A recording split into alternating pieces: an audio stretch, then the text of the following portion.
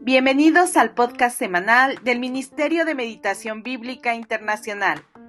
Mi nombre es Dulce Lirio Martínez y hoy estaremos meditando en el pasaje de Josué, capítulo 13, versículo 15 al 33. Recuerden que este podcast es un apoyo a su meditación diaria. ¿Qué queremos decir con esto? Que nos suple nuestra meditación. Entendemos a través de este libro la importancia de afirmar nuestra relación con nuestro Señor. Aclarado esto, estaré leyendo el pasaje en la versión Reina Valera 1960. Oramos para que este podcast sea de edificación a la iglesia.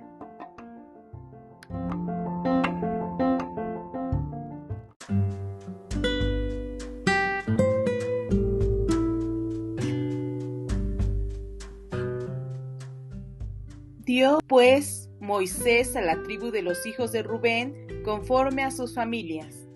Y fue el territorio de ellos desde Aroer, que está a la orilla del arroyo de Arnón, y la ciudad que está en medio del valle, y toda la llanura hasta Medeba, Esbón, con todas sus ciudades que están en la llanura, Dibón, Bamot Baal, Bet Baal Meón, Haasa, Kademot, Mefat, Kiriataim, Sibma, Zaret Saad en el monte del valle, Bet Peor, las laderas de Pisga, Bet Simot, todas las ciudades de la llanura y todo el reino de Sehón, rey de los amorreos, que reinó en Esbón, al cual derrotó Moisés, y a los príncipes de Madián, Evi, Requem, Sur, Ur y Reba, príncipes de Sehón, que habitaban en aquella tierra. También mataron a espada a los hijos de Israel a Balaam, el adivino, hijo de Beor, entre los demás que mataron. Y el Jordán fue el límite del territorio de los hijos de Rubén. Esta fue la heredad de los hijos de Rubén conforme a sus familias, estas ciudades con sus aldeas. Dio asimismo Moisés a la tribu de Gad, a los hijos de Gad, conforme a sus familias.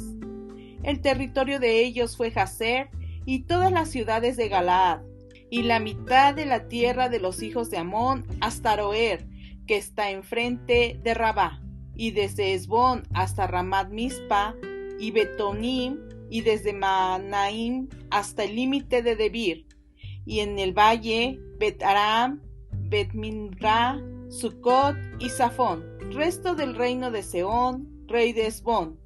El Jordán y su límite hasta el extremo del mar de Sirene, a otro lado del Jordán, al oriente. Esta es la heredad de los hijos de Gad, por sus familias, estas ciudades con sus aldeas. También dio Moisés heredad a la media tribu de Manasés, y fue para la media tribu de los hijos de Manasés conforme a sus familias. El territorio de ellos fue desde Maanaim, todo Basán, todo el reino de Og, rey de Basán, y todas las aldeas de Jair que están en Basán, 60 poblaciones, la mitad de Galaad y Astarot y Edrei, ciudades del reino de Og en Basán, para los hijos de Maquir, hijo de Manasés, para la mitad de los hijos de Maquir, conforme a sus familias.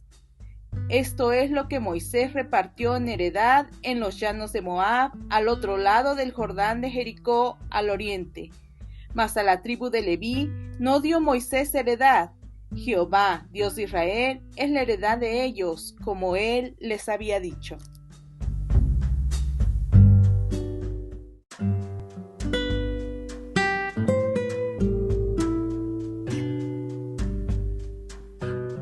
Este capítulo 13 es el inicio de una división grande dentro del libro de Josué. Esta división termina en el capítulo 22 y nos habla sobre la repartición de la tierra de Canaán para el pueblo de Israel. Si nosotros leemos el inicio del capítulo 13, vemos que Josué ya es un anciano y aún hay mucha tierra por poseer, pero aún así Dios le manda a repartirla. En particular, lo que el capítulo 13 nos habla es de la tierra que tenía conquistada antes de cruzar el Jordán. y vemos personajes que podríamos conocer porque sus historias están narradas en los libros de Números y Deuteronomio. Ahora bien, deseo que meditemos en cómo es Dios y alguna enseñanza. Para esto nos preguntaremos cómo es Dios en este pasaje.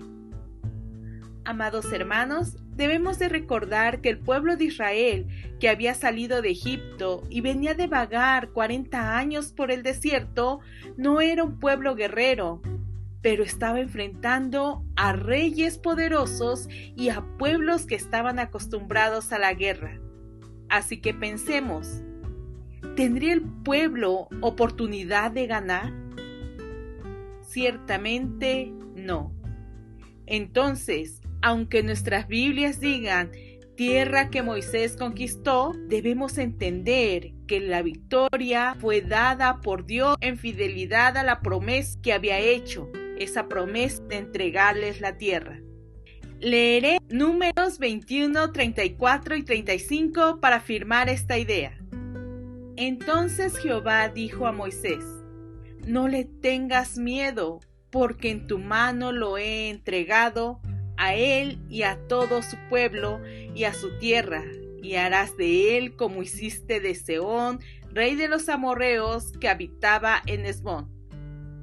E hirieron a él y a sus hijos y a toda su gente, sin que le quedara uno, y se apoderaron de su tierra. Si estamos meditando esto mismo, estas mismas palabras, no tengas miedo porque yo te los he entregado, no tengas miedo porque yo estoy contigo, varias veces durante el libro hemos visto que se lo dice a Josué. Esto cuando se avecinaban luchas terribles, aun cuando muchos reyes se agrupaban para atacar al pueblo de Dios. Entonces, a través de esto, entendemos que tanto con Moisés como con Josué, es Dios quien tiene victoria. Es Dios quien da la victoria de los enemigos al pueblo. Para entender esto, debemos de recordar de lo que el libro de Josué hace énfasis. ¿Recuerdas cuando meditamos Josué 1, 7 y 8? Lo voy a recordar. Dice la palabra: solamente esfuérzate y sé muy valiente para cuidar de hacer conforme a toda la ley que mi siervo Moisés te mandó. No te apartes de ella ni a diestra ni a siniestra, para que seas prosperado en todas las cosas que emprendas.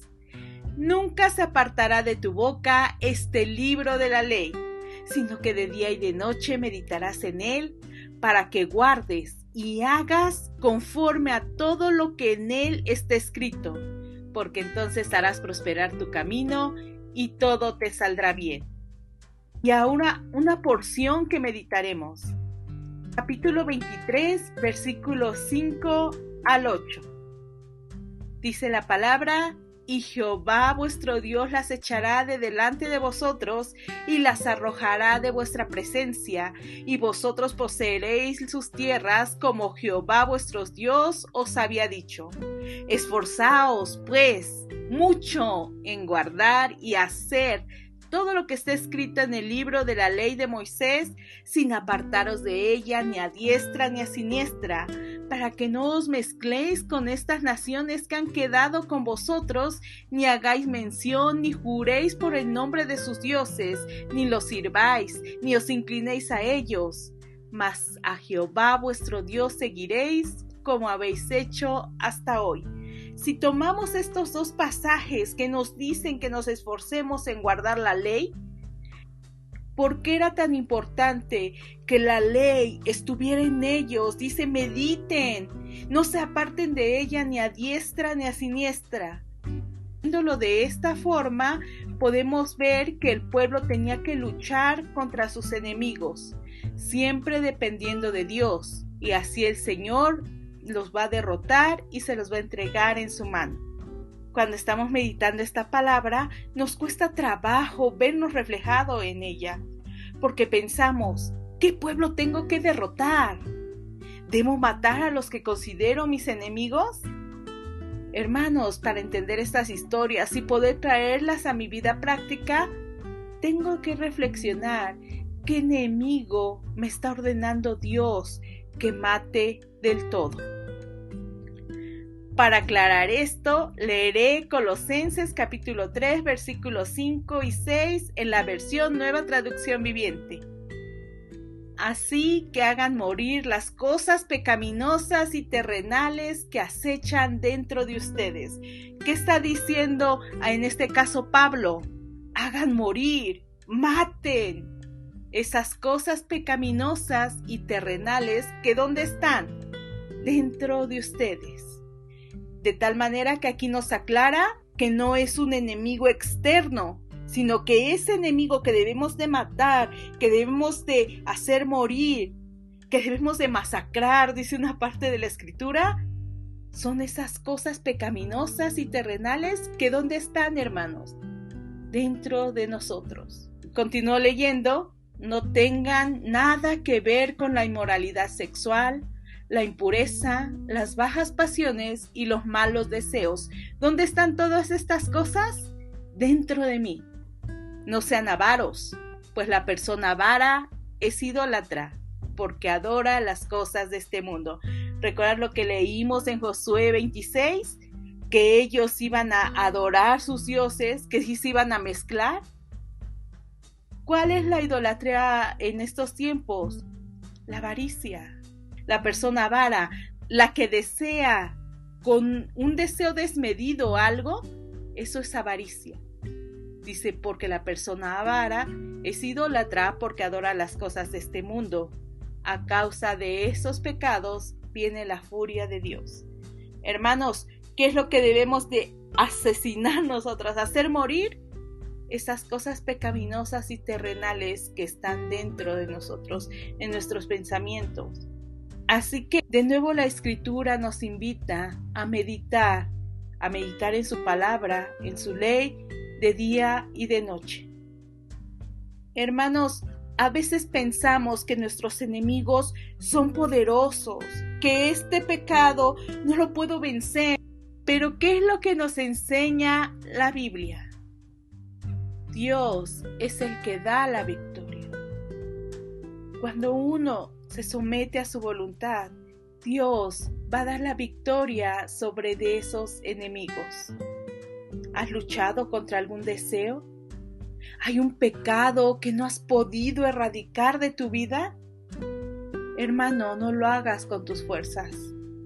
Hazlo con el poder de Dios. Medita la palabra de día y de noche, no para tener un conocimiento más, sino para someterte a la voluntad de nuestro Señor. Quiero finalizar con una enseñanza. Vemos en este pasaje que Moisés ya había dado territorio a la tribu de Rubén, a la tribu de Gad y a la media tribu de Manasés. Entonces podríamos pensar que ellos ya no tendrían que ir a luchar, ya se podrían quedar en su tierra y hacer su vida normal y dejar que las demás tribus luchen por su porción. Pero recordemos los que Josué en el capítulo 1, versículo 12 al 15 les dice. Lo voy a dar lectura. También habló Josué a los rubenitas y gaditas y a la media tribu de Manasés diciendo: Acordaos de la palabra que Moisés, siervo de Jehová, os mandó diciendo: Jehová vuestro Dios os ha dado reposo y os ha dado esta tierra. Vuestras mujeres, vuestros niños y vuestros ganados quedarán en la tierra que Moisés os ha dado a este lado del Jordán.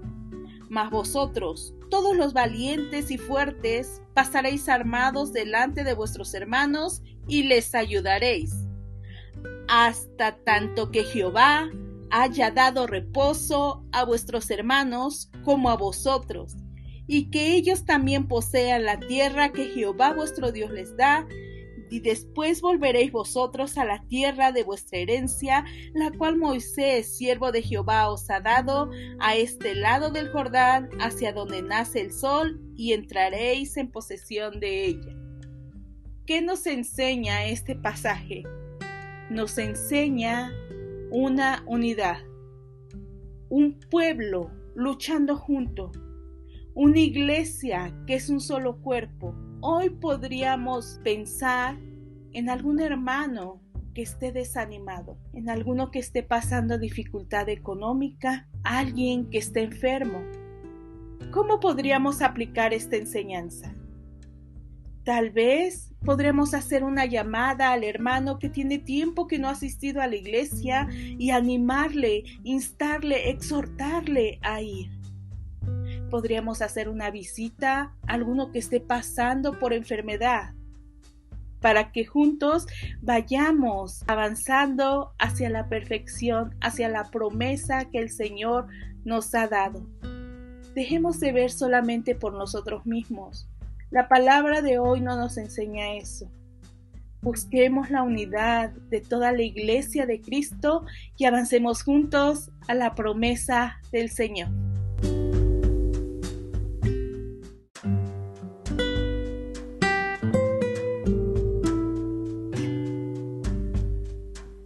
Oramos para que Dios lleve a su iglesia a un desenlace glorioso. Muchas gracias y nos escuchamos el próximo miércoles.